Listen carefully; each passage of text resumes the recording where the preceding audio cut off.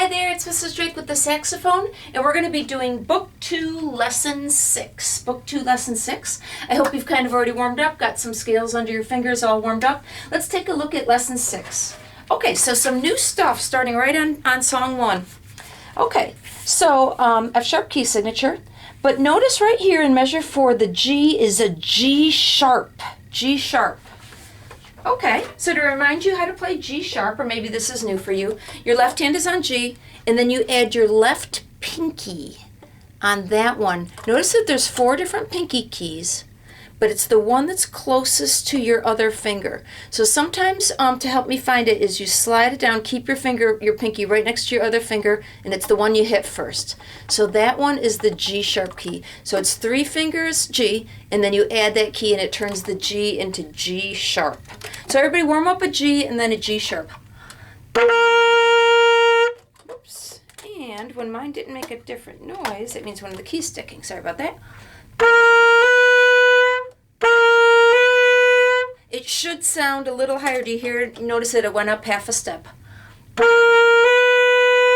So G, G sharp. Okay, then there's something else new on Song 1. It's called a triplet. So do you notice on Song 1 how there's a 3? See, it's like a 3-legged TT with a 3 underneath it? So that is called a triplet. And I actually like to think of the word triplet because that's 3 syllables. So it's a little bit different than a regular T. They're slightly faster because 3 of them have to fit in one beat. They're each worth a third. So when it has a 3 under it, they're each worth a third, total of 1 beat. And I like to think of the word triplet. So Song 1 would go triplet-ta, triplet-ta, triplet-ta, ta. So 3 of them have to fit in one beat. It's called a triplet. And so while you're playing Song 1, you might want to think of the word triplet and then ta. So the first time through Song 1, you might want to just listen to me play it so you can get used to the speed of this triplet.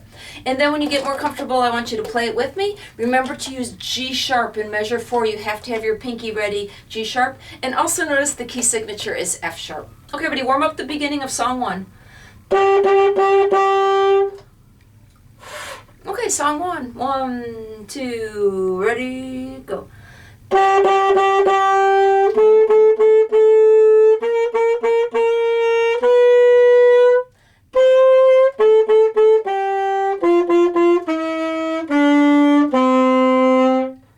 Ends up being kind of a tricky little song. All right, let's take a look at number 2.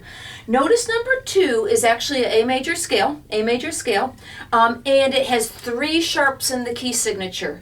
F sharps, C sharps, and G sharps. They put reminders through the whole song. See how they did it in parentheses on the sharps on song number 2, meaning they didn't have to write those reminders, but I guess they just wanted to help you out. So on song 2, you have to use F sharps, C sharps, and G sharps, and it's called the A major scale. It should have the sound of do, re, mi, fa, sol, la, ti, do, if you play it correctly. Okay, everybody, song 2. 1, 2, ready, go. Yeah,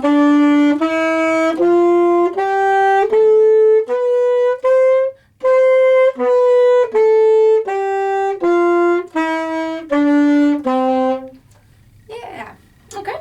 And then on song 3, notice it also has the 3 sharp key signature. F sharp, C sharps, and G sharps. As I'm scanning through it, I don't see any G's in it anyways, but there are a lot of C's. I don't see any F's. Okay, so remember to use C sharps, and it has first ending, second ending, and it has the DC fine. I'll remind you that DC fine means leap back to the beginning and then stop at the word fine. Okay, there are tons of slurs, and if you notice the beginning, it even has slurs where there's the same note. So you do have to lightly flick your tongue. When there's a slur marking and there's several notes of the same, like in the very first measure, those C sharps, please flick your tongue a little bit on them. I almost wish they didn't do it like that because it makes it kind of confusing. Okay, so song number 3, including the repeats, and remember to use C sharps. Everybody warm up C sharp? Okay, everybody, song number 3. Ready, get set, go.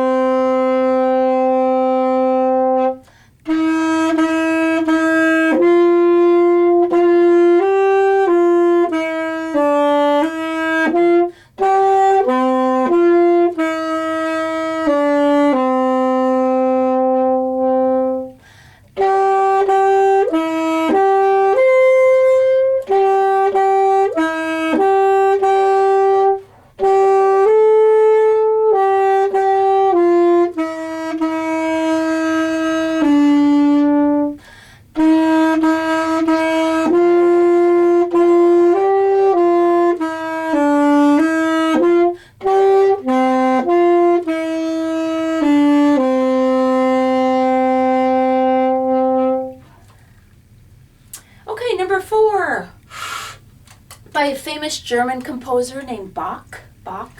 And there are a bunch of slurs. I am going to do the slurs. Check the key signature, of course.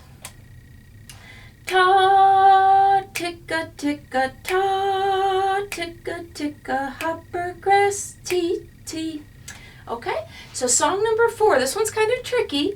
If you haven't played it yet, you might want to just listen to me play it so you can get used to the speed. But then, of course, I hope you play it with me later. Okay, everybody, warm up the beginning of number 4.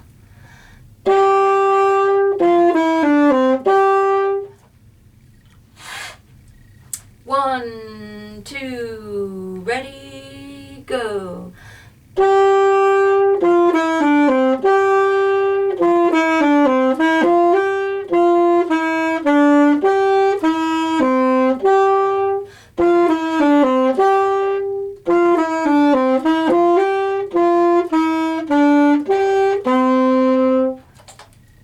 Beautiful melody.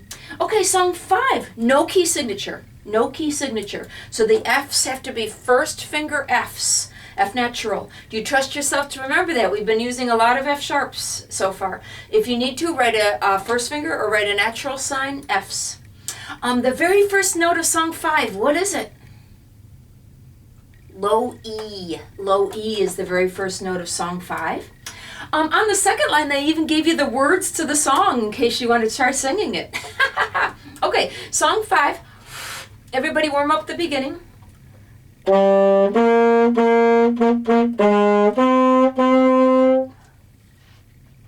Okay, song 5, Little Brown Jug. 1, 2, ready, go.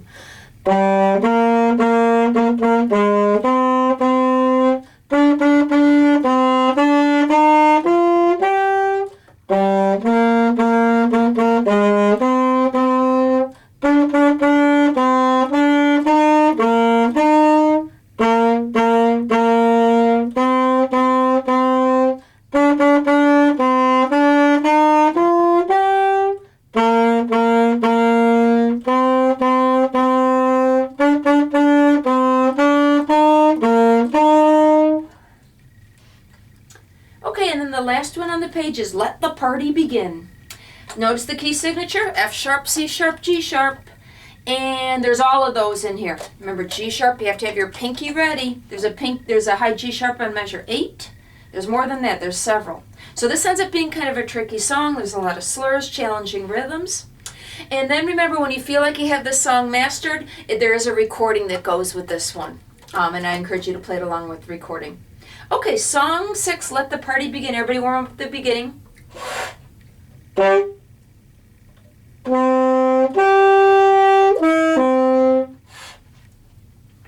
Okay, remember the 3 sharps. Ready, get set, go.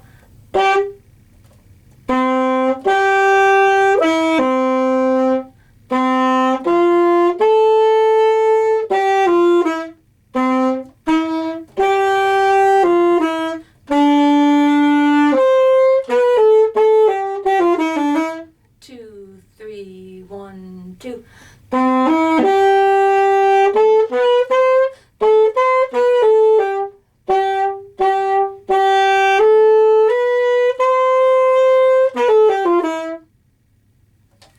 Alrighty, and that was lesson 6.